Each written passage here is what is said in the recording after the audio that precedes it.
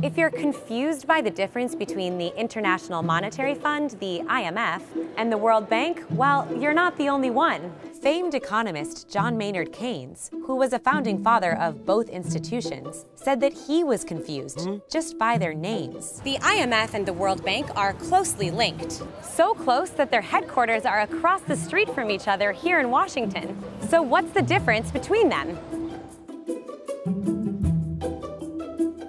It all started at this hotel in New Hampshire in July 1944, where 44 countries gathered for the Bretton Woods Conference. The goal of the conference was to agree on a new framework for the international monetary system, which is the rules and institutions that keep the global economy running smoothly. After World War II, most people agreed that the old system had failed. It had seen the Great Depression, unfair trade policies, and unstable currencies.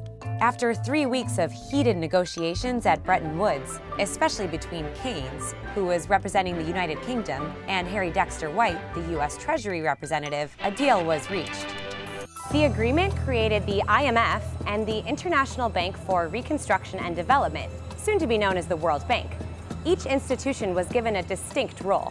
The IMF's job was to oversee a system of fixed exchange rates, which tied the value of a country's currency to the US dollar, which was pegged to gold. The main purpose of this was to make sure exchange rates stayed stable to encourage global trade. The IMF was also tasked with providing short-term loans to countries struggling to pay their debts. Meanwhile, the main goal of the World Bank was to give financial assistance to countries, mainly in Europe, that needed to rebuild after the war. The roles of both the IMF and the World Bank have changed a lot since the days of Bretton Woods. President Nixon unpegged the US dollar from gold in 1971, essentially dissolving the fixed exchange rate system that the IMF oversaw. Since then, the IMF has taken on a bigger role fighting financial crises around the world.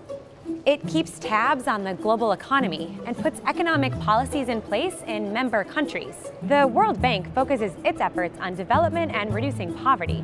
It provides funding and resources in projects in some of the poorest countries in the world. Both institutions include 189 member countries, but the IMF has around 2,700 employees, compared to the World Bank staff of 10,000. The IMF is funded mainly by quotas, basically subscription fees from member countries. It receives around $675 billion in quotas, with the US, Japan, China, and Germany contributing the most. The World Bank is financed mostly by issuing bonds to global investors.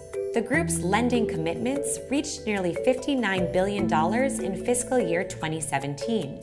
The IMF has committed $160 billion under its current lending arrangements. Today, the IMF's biggest borrowers include Greece, Ukraine, Portugal, and Pakistan. The places where the World Bank is running the most projects are in Africa and East Asia. One thing the IMF and the World Bank have in common is that they both have some opponents. Critics point to the conditions attached to their loans, saying they don't always address the specific economic issues within a country. The IMF has come under fire for continuing to bail out Greece, even as the country has failed to clean up its finances. Human rights groups have criticized the World Bank for ignoring the environmental and social impacts of some of its projects in countries like Ethiopia or Myanmar. But the IMF and the World Bank say they promote global economic stability. They make countries less vulnerable to crises, promote higher living standards, and provide vital help to countries that need it. Hey guys, it's Elizabeth. Thanks so much for watching. You can check out more of our videos over here, including one about how hurricanes affect the economy. We're also taking your suggestions for future CNBC Explains, so leave your ideas in the comments section. And while you're at it, subscribe to our channel. Bye for now.